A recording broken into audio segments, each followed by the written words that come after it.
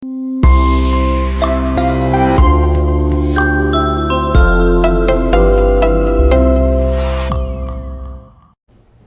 para todos, bienvenidos a la serie de enseñanzas sobre las parábolas de Yeshua el Mesías. En esta ocasión continuaremos con las conferencias en torno a la trilogía de parábolas de Lucas 15. Ya esta es la séptima conferencia de esta serie. En las dos primeras tratamos el tema de la oveja perdida. En las cuatro siguientes conferencias tratamos la parábola de la moneda perdida, cuya riqueza fue tan increíble que tuvimos que ocupar 4 conferencias.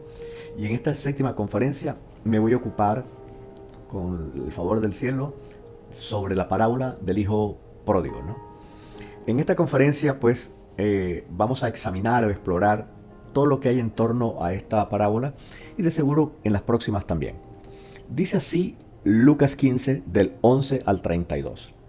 También dijo, esta es la tercera parábola que le dice a los fariseos y publicanos, junto con a los fariseos, publicanos, pecadores y escribas y el pueblo en general y sus discípulos que estaban escuchándole. Dijo, también les dijo, cierto hombre tenía 2 hijos y el menor de ellos dijo al padre, Padre, dame la parte de la hacienda que me corresponde, y él le repartió el sustento. Después de muchos días, el hijo menor, recogiendo todo, partió hacia un país lejano y allí malgastó su vida viviendo perdidamente, su vida y su hacienda. Y cuando lo había gastado todo, sobrevino una gran hambre en aquel país y él comenzó a pasar necesidad. Y se fue arrimó a uno de los ciudadanos de aquel país, quien lo envió a sus campos a apacentar cerdos. Y ansiaba saciarse con las algarrobas que comían los cerdos, pero nadie les daba. Entonces, volviendo en sí, dijo, ¿cuántos jornaleros en la casa de mi padre tienen abundancia de panes, y yo aquí perezco de hambre? Me levantaré, iré a la casa de mi padre y le diré, Padre, he pecado contra el cielo y contra ti. Ya no soy digno de ser llamado tu hijo. Hazme como uno de tus jornaleros. Y levantándose fue a su padre, y él estando aún distante, su padre lo vio, y corriendo enternecido se echó sobre su cuello, y lo besó efusivamente. Le dijo entonces el hijo, Padre, he pecado contra el cielo y contra ti. Ya no soy digno de ser llamado tu hijo. Pero el padre dijo a sus siervos, pronto saquen el mejor vestido y vístanle, y pónganle un anillo en su mano y sandalia en sus pies. Traigan el becerro gordo y mátenlo, y comamos y alegrémonos, porque mi hijo, estaba muerto y ha vuelto a vivir, estaba perdido y fue hallado. Comenzaron entonces a alegrarse todos en la casa. ¿Okay? Pero su hijo mayor estaba en el campo, y al regresar oyó música y danzas y se acercó a la casa para saber qué era lo que estaba pasando. Mayor sorpresa. Y llamando a uno de los criados le preguntó, ¿qué era aquello? Y él entonces le dijo, tu hermano se ha presentado y tu padre ha sacrificado el becerro gordo porque lo recuperó sano. Y se enojó y no quería entrar. Saliendo entonces su padre le rogaba que entrara, pero él respondió al padre diciendo, he aquí tantos años te sirvo y jamás quebranté un mandato tuyo, y nunca me diste un cabrito para alegrarme con mis amigos. Pero cuando regresó tu hijo, que consumió su hacienda con prostitutas, mataste para él el becerro gordo. Entonces le dijo, hijo, tú siempre estás conmigo, y todas mis cosas son tuyas, pero era necesario hacer fiesta y regocijarnos, porque este hermano tuyo estaba muerto y revivió, estaba perdido y fue hallado. Bien, para empezar el examen de esta hermosa parábola, prácticamente todo un drama, voy a citar algunas obras representativas del mundo cristiano, desde comentarios bíblicos y algunos que están en algunos portales, hasta obras eruditas. Vamos a tomar como aperitivo lo siguiente. Algunos teólogos y pastores expresan la opinión que esta parábola, en vez de llamarse la parábola del hijo pródigo, debería haberse llamado la parábola del padre comprensivo. Esto refleja el hecho que todos estos autores consideran que el mensaje de la parábola es una revelación del amor del Eterno como un padre. Lo que se muestra en la actitud y palabras que el padre de la parábola dirige a su hijo menor que regresa, y aquellas que él también dirige a su hijo mayor renuente a compartir la alegría del padre por el regreso de su hermano. Voy a presentar primero un breve comentario de un portal evangélico que resume el tradicional punto de vista cristiano de la parábola del hijo pródigo. De hecho, esta cita y otra, las dos primeras pues, se mostrarán los dos graves errores que tienen estas interpretaciones y las cuales son compartidas por otros teólogos que voy a citar a continuación. Lamentablemente, lo lamentable es que el doctor Joaquín Jeremías, en su libro Las parábolas de Yeshua, que se las recomiendo, las parábolas de Jesús, que se las recomiendo muy entusiastamente, ya había señalado esos errores. Y parece que muchos de estos autores que cito no lo han leído, ¿okay? Su famoso libro. Por ejemplo, en el Portal Cristiano aborda el enfoque alegórico, y ese es el primer problema. Allí se presenta, cito ahora, el carácter del Padre perdonador, que permanece constante a lo largo de la historia, es una imagen de Dios. El Padre terrenal, el Padre de los dos hijos de la parábola, es para la interpretación cristiana una alegoría del Padre celestial, una imagen de Dios. Al contar la historia, dice este autor, Jesús se identifica con Dios en su actitud amorosa hacia los perdidos, simbolizadas por el hijo menor, es decir, los fariseos, los publicanos y los pecadores. El hermano mayor representa a los santurrones, los fariseos y maestros de la ley. Estoy citando literalmente a ellos. Bueno, observación. El método, como ya señalamos en la primera conferencia, ha sido criticado por la erudición cristiana. Sin embargo, parece que esa información no ha bajado a miles de pastores que dirigen iglesias cristianas y que algunos ostentan títulos de teología y han ignorado por mucho tiempo esta obra. Cito ahora una pastora, una teóloga luterana llamada Mixe Smith. Dice ella lo siguiente, y este es el segundo error. Las tres parábolas comparten una estructura común. Primero, algo o alguien que es considerado valioso se caracteriza como fuera de lugar o perdido. Segunda característica que supuestamente comparte es encontrado, llevado o regresa a casa. Y lo tercero es que el dueño, los amigos, la familia y los vecinos celebran que lo que se había perdido se ha encontrado. Se restaura una relación.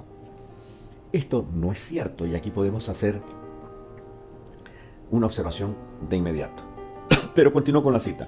El lenguaje y los temas comunes son alguien que se ha perdido, alguien que es encontrado y una celebración comunitaria con alegría. ¿Ok? Resulta ser que eso no es correcto.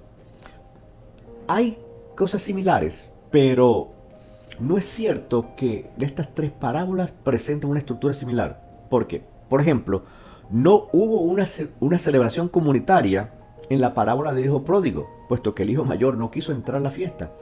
Y esa característica rompe la estructura que la teóloga, la doctora Smith, pretende presentar como la tercera característica de una celebración comunitaria. No hay tal celebración comunitaria. Entonces ahí se rompe la estructura de las tres parábolas o el tercer elemento común entre ellas. No existe.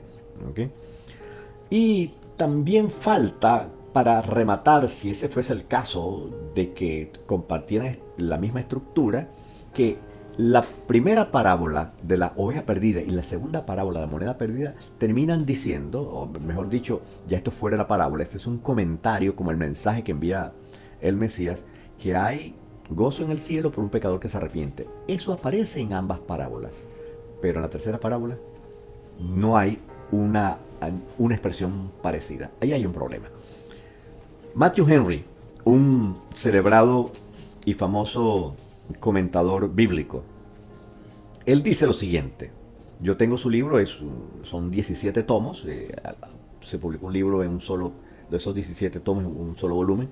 El padre de la parábola, dice él, del hijo pródigo, estaba esperando el regreso de su hijo. De hecho, cuando todavía estaba lejos, lo vio su padre y se compadeció de él. El padre no cuestiona a su hijo, ni lo sermonea. En cambio, lo perdona y con alegría lo recibe nuevamente en la comunión. Entonces continúa diciendo el Matthew Henry: ¿qué imagen del amor, la descendencia y la gracia de Dios? El corazón de Dios está lleno de compasión por sus hijos, está listo para recibir al pecador que regresa a casa con una celebración gozosa. Eso es lo que dice Matthew Henry, porque ve en esa actitud compasiva del Padre un reflejo de la imagen del Eterno. Por eso dice, qué amor, qué condescendencia. El corazón de Dios está lleno de compasión por sus hijos para recibir al pecador cuando regresa a casa con una celebración gozosa. No hay tal celebración, o por lo menos hubo a medias, porque alguien estaba protestando, en el caso de esta parábola, por eso. Así que la presentación que están haciendo estos autores, que ya he citado, cometen dos errores: el alegórico del método que usan, y aparte de ese cometer error los lleva a cometer el segundo. Bueno, que creen que la fiesta termina igual como las otras dos, y no es cierto. No comparten ese mismo final, no hay un final feliz, para abreviarlo en pocas palabras. Otro autor, William Barclay, otro comentador. Para este teólogo, al igual que Matthew Henry, el padre de la parábola representa al Padre Celestial, y que el héroe de la parábola no es el hijo pródigo, sino el Padre, pues nos habla más del amor del Padre que del pecado del Hijo. Ahora paso a citar cómo él concibe las tres parábolas, de donde se notará el enfoque alegórico. ¿Okay? En la edición que uso hay un subtítulo que engloba lo que él va a decir. Ese título se llama Tres cosas perdidas y el gozo de encontrarla. Cito: la oveja se perdió porque era un animal estúpido. Eso no lo digo yo, eso lo hizo William Barclay, y yo tengo ese tomo. Simplemente lo que hice fue transcribirlo de allí. La oveja se perdió porque era un animal estúpido, no pensaba, y muchos se librarían de caer en el pecado si pensaran un poco y a tiempo. Es decir, acá, en el enfoque alegórico, las ovejas representan a ese pecador mundano que ni siquiera piensan en lo que van a hacer. Unos estúpidos. ¿Ok? Ahora, la moneda se perdió sin que fuera culpa suya. Y muchos se librarían de caer en pecado sin culpa suya. Diríamos que fue por accidente. Aquí su argumento está flojo, como queriendo decir, bueno, hizo una falta y no sabía por qué la hizo. Algo así, ¿no? Es muy flojo el argumento que presenta allí, ¿no? Ahora, el hijo menor se perdió a sabiendas que él iba por un mal camino, volviéndole la espalda al Padre. El amor de Dios puede vencer la estupidez humana, las circunstancias que tantas veces influyen para el mal y hasta la rebeldía consciente del corazón. Porque Dios es amor, no se resigna a perder lo que ama, sino que busca, espera y se alegra con gozo inefable y glorioso cuando recupera lo que se había perdido. Observación. Primero y principal. En las parábolas del Mesías, las ovejas no representan al pecador estúpido que no se para en pensar si lo que va a hacer es bueno o malo, sino que lo quiere disfrutar y lo quiere hacer. No, representan a todos los hijos de Dios. ¿Okay? Y la moneda perdida no representa a aquellos que pecan por accidente. Eso tiene su contexto en el escenario de las bodas judías, como ya lo he explicado en las conferencias previas. ¿Okay? Lo otro, como algunos autores ya han apuntado, cristianos por cierto, es que las ovejas ni las monedas se arrepienten. Esto es un fallo garrafal del enfoque histórico. Y con esto concreto esta parte del enfoque histórico. Lo otro es que la parábola del hijo pródigo, ellos vienen diciendo que bueno, que la actitud y palabras del Padre representan el Padre terrenal de la parábola al Padre celestial. Pero ahí hay un problema, porque cuando el hijo pródigo regresa, dice: Padre, he pecado contra el cielo y contra ti. La palabra cielo es una forma bien judía de evitar pronunciar el nombre del Eterno. Está diciendo, bueno, he pecado contra Dios y contra ti. Entonces, si vamos a sujetarnos a una lectura judía de la parábola, la narrativa dice claramente que no es posible hacer una alegoría del Padre terrenal hacia el Padre celestial, porque el Hijo está declarando: Padre, he pecado contra Dios y contra ti. Ese es otro fallo garrafal que tiene la interpretación alegórica. Ha pasado por alto la simple y llana narrativa que allí habla sobre el hijo pródigo, cómo se refiere al padre. Ok. Ah, para Barclay, así como los otros autores que he citado y como el que citaré después, todos ellos aferrados al enfoque alegórico, concluye que el mensaje de la trilogía de Lucas 15 está centrado en el amor del padre que busca al perdido. Entonces, esto significa una cosa, que este era el mensaje que el Mesías le estaba dirigiendo a los fariseos y escribas que le estaban criticando, porque la parábola, el contexto dice que cuando ellos le dicen a los publicanos y pecadores recibe y come con ellos, entonces en respuesta a eso, a ese comentario, él les dice estas parábolas. Entonces eso significa entonces que la conclusión que saca por tradición el mundo cristiano o la teología cristiana dice que entonces que el mensaje que estaba dirigido a los fariseos y escribas que allí le estaban escuchando es para mostrarles el amor del Padre. Pero si esto es así, tenemos un problema, y bien grave, que ellos tenían que arrepentirse de su mala conducta.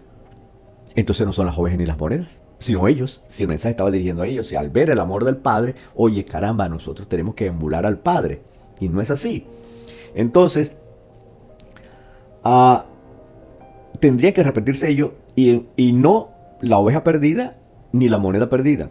Entonces llegamos a la conclusión que si tomamos en serio la explicación de Barclay, en las dos primeras parábolas hay gozo en el cielo por un pecador que se arrepiente, pero se refiere aquí al pastor y allá a la mujer, no a las ovejas ni a las monedas. Entonces ese es el gran problema que ellos tienen allí. El significado de la parábola es claro, pues el mensaje del Mesías está dirigido contra el liderazgo judíos de su tiempo o de los que lo escuchaban en ese momento, quienes deben arrepentirse de su mala conducta. Y las dos primeras parábolas dicen respectivamente qué es lo que tienen que arrepentirse, como ya lo explicamos en las conferencias anteriores. La primera parábola, buscar a los perdidos, como un pastor busca a sus ovejas, que la aprecia y que él es dueño de ella. De igual modo, la mujer que tenía 10 dracmas y perdió una de ellas sabiendo que esa parte del dinero compromiso, se preocupa por buscarla y restaurarla. Ese es el punto. ¿Okay? Así que no se refiere a una representación de arrepentimiento de ovejas ni de monedas. Y por último, no es cierto que las tres parábolas, como comenté brevemente ahora, comparten una estructura similar. Ya eso lo ha señalado el doctor Jeremías y otros autores. Y aquí la mejor muestra. ¿Okay? Les voy a citar de inmediato que otro detalle que ya comenté al principio, que la parábola del hijo pródigo no termina como las dos primeras parábolas, con una alegría colectiva. En las dos primeras parábolas nadie quiere por fuera. Vienen sus amigos y vecinos, y aquí las amigas y vecinas. ¿Okay? En otras parábolas, la parábola del hijo pródigo, o tal vez sería la parábola del padre y sus dos hijos perdidos, que eso es lo que en realidad está pasando, tiene un final inconcluso o queda en suspenso. No dice cómo terminó aquella conversación el Mesías. Si el mayor se marchó enojado, no entró a la fiesta, o si se arrepintió e ingresó para alegrarse con su hermano que se había perdido. Nada al respecto se dice. Dejemos esto así stand-by. La última es unas citas que he tomado del libro Parábolas de Jesús en el mundo moderno, un libro un poco más reciente, ¿okay? De un pastor de una iglesia evangélica que es un profesor de ciencias biológicas en la Universidad de Barcelona. Este libro se escribió en el año 1998, me supongo que ya debe ser un profesor retirado. En cualquier caso, era un erudito respetable. Bueno, el doctor Cruz tal vez presenta con mayor claridad el significado que el cristianismo le ha atribuido a esta parábola. Y lo que dice aquí es muy bueno. Se ha hablado y escrito más del hijo pródigo que de su hermano mayor, pero en realidad Jesús estaba explicando esta parábola a hombres que se parecían más al hermano mayor, y ese es un buen punto. Es decir, individuos que se escandalizaban del evangelio, personas como los escribas y fariseos que lo criticaban y lo rechazaban, religiosos, y ahí él comienza a meter un poco el acento antisemita, religiosos fanáticos de la ley que no querían aceptar en su mesa al pecador arrepentido por considerarlo impuro, contaminado debido a su contacto con los gentiles. Bueno, podríamos decirse que hasta acá va bien la interpretación, que suena fuerte este comentario que le hizo a aquellos que eran fanáticos y religiosos. Voy a mostrar que ese no era el panorama completo. Hay un prejuicio acá. Y con un enfoque alegórico más un prejuicio, no puede haber una buena interpretación. Ahora escuchen. La parábola del hijo pródigo es una crítica de Yeshua por la actitud de desprecio de esos líderes religiosos hacia los publicanos y pecadores. Sin embargo, note que solo acá, a diferencia de otros autores, discierne que hay una crítica hacia el liderazgo judío. Este comentario prácticamente está ausente en muchos autores de los que yo he citado y muchos otros. Siempre hablan del hermano mayor, del hermano menor y sobre todo del gran amor del Padre. Pero en ningún momento hacen esta referencia clara que hizo el Dr. Cruz, señalando que los fariseos y publicanos se parecían más al hijo mayor de la parábola. En este sentido, él está entendiendo allí que hay una crítica hacia ellos que el Mesías hace en el contexto de la parábola del hijo pródigo, ¿no? Entonces, pero no discierne que hay una crítica similar en las dos parábolas previas porque ha sido condicionado por la interpretación alegórica de las ovejas y las monedas, refiriéndose a los hombres que se extravían en algún sentido cada uno de ellos. Ahora luego cae estrepitosamente en el mundo de la alegoría. Escuchen esto. Con esta historia, Jesús le está diciendo, así grande es el amor de Dios para sus hijos perdidos. Es decir, denota una crítica y entonces le dice, miren, así es el amor de Dios. Es similar a lo que le critiqué a William Barclay, porque si el mensaje de la parábola para los que le escuchaban allí era la revelación de aquel amor del Padre abnegado que busca al perdido, lo mismo dice este acá. Entonces, para que sus hijos perdidos, pero vosotros sois, entonces él comienza ahora a hacer una crítica, dice, así de grande es el amor de Dios para con sus hijos, pero ustedes son despiadados, envidiosos, desagradables e injustos. El hermano mayor era un legalista, desagradable, que solo sabía pensar en sus propios derechos, un ser frío y calculador, que se vanagloriaba de su conducta irreprensible, procurando siempre restregarla sobre la cara de los demás. Era un individuo incapaz de convertirse porque se consideraba perfecto y colocado en un lugar correcto y sin necesidad de cambio. Yo creo que el Dr. Cruz se le pasó aquí la mano.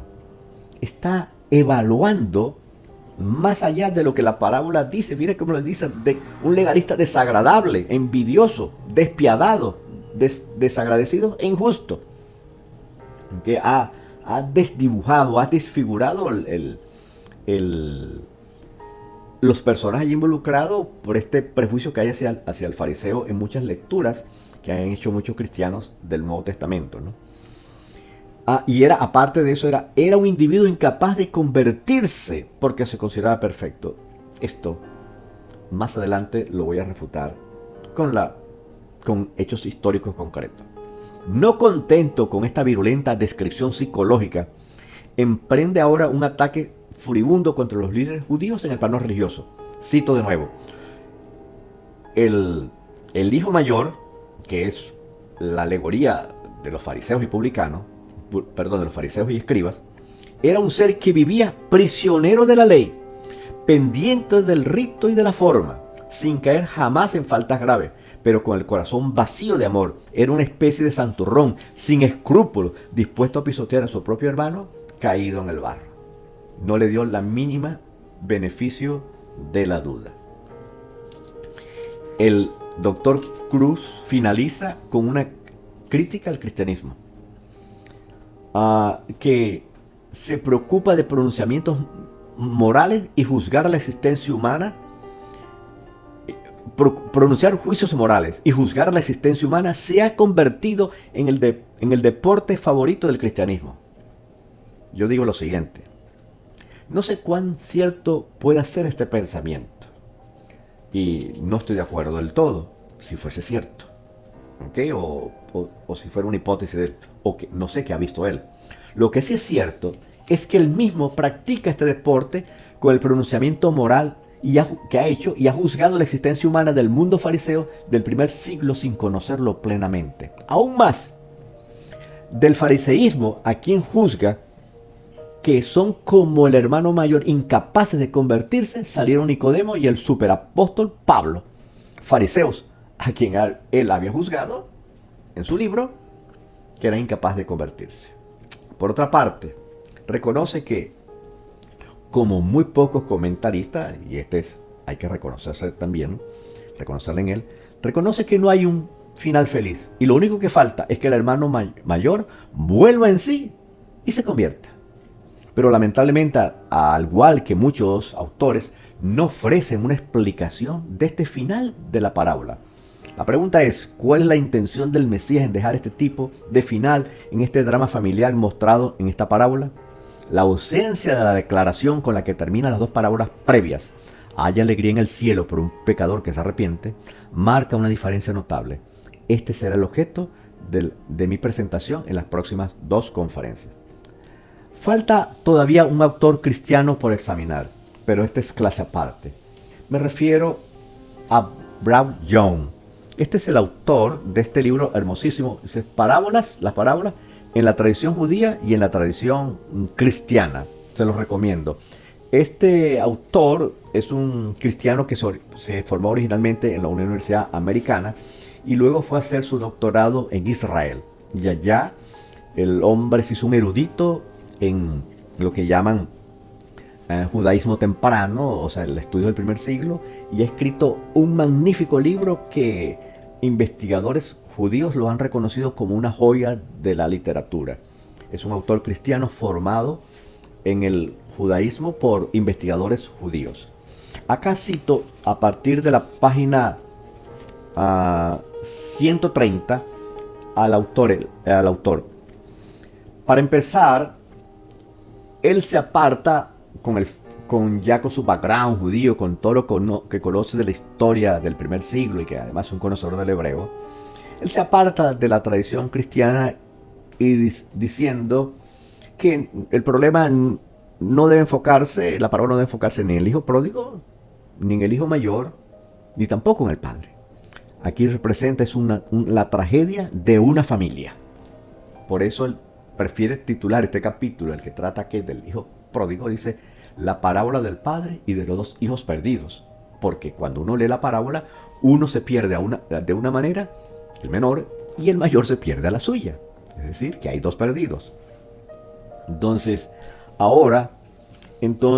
toda la parábola se envuelve con tres protagonistas. ¿Okay? Es una familia la que está en dificultad y hay que examinar a la familia. Y entonces él propone ese estudio y cita a otros autores que también se han dado cuenta que este es un drama familiar, un padre que se le va un hijo y vive perdidamente, y el otro pues que vive una vida de obediencia pero que no tiene alegría en ella. El padre está en ese drama y cuando regresa el otro, el conflicto se aviva y entonces el padre termina allí intercediendo por ambos, ¿no? Ahora, dice acá lo siguiente, aquí hay una crítica.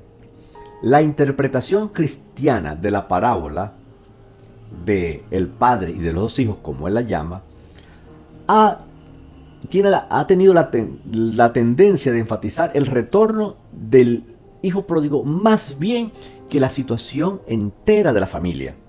Las imágenes dramáticas de un padre restaurando al hijo perdido y arruinado que ha regresado, y la misma madre del padre intentando que su hijo mayor lo acepte y venga a compartir, crea un triple lazo que no es posible disolver enfatizando a alguno de ellos y menos el protagonismo del padre como una alusión al Padre celestial. Entonces, esta historia no ha sido tratada como un grupo familiar en problemas. Y ese es el punto principal que él ha destacado y que se constituye en el elemento fundamental para comenzar a estudiar esta parábola con mayor claridad. Él cita algunos autores que han intentado a dar una explicación de esta parábola. Por ejemplo, cita a Karl Barth, que es uno de los grandes monstruos de la teología cristiana, y él le dice que su visión de las parábolas, las de Yeshua, quiero decir, parece que él las ve a través de los ojos de las creencias de su iglesia y no en el contexto de Yeshua como un judío del primer siglo. Eso es grave, pero es verdad. Esa acusación es muy fuerte. Justamente esta crítica que le hace al teólogo Karl Barth se puede extender a toda la teología cristiana y a todos aquellos que han interpretado de la manera alegórica esta parábola. Ellos están interpretando la parábola desde las creencias de sus iglesias, de lo que ya han preconcebido que en el marco de la cultura judía. Él dice acá, la historia originalmente envuelve o involucra a 3 miembros de una familia y esos 3 tienen que ser estudiados en su conjunto. Y bueno, y así sigue haciendo otros comentarios que ya nosotros intentaremos detallar en la próxima conferencia. Lo importante es que este libro, el del Dr. Brigham Young, nos está dando las claves importantes para entender que se trata de una familia, de una tragedia familiar que se está viviendo, de una familia descompuesta en el seno de la cultura judía. Y entonces, una vez que uno aclara este panorama, mirar cómo a partir de este examen podemos ver cuál es la crítica que entonces y mensaje que Yeshua quiere enviarle a los fariseos y escribas que le estaban escuchando. Y esto lo haremos en las próximas conferencias. Muchísimas gracias y seguimos en contacto.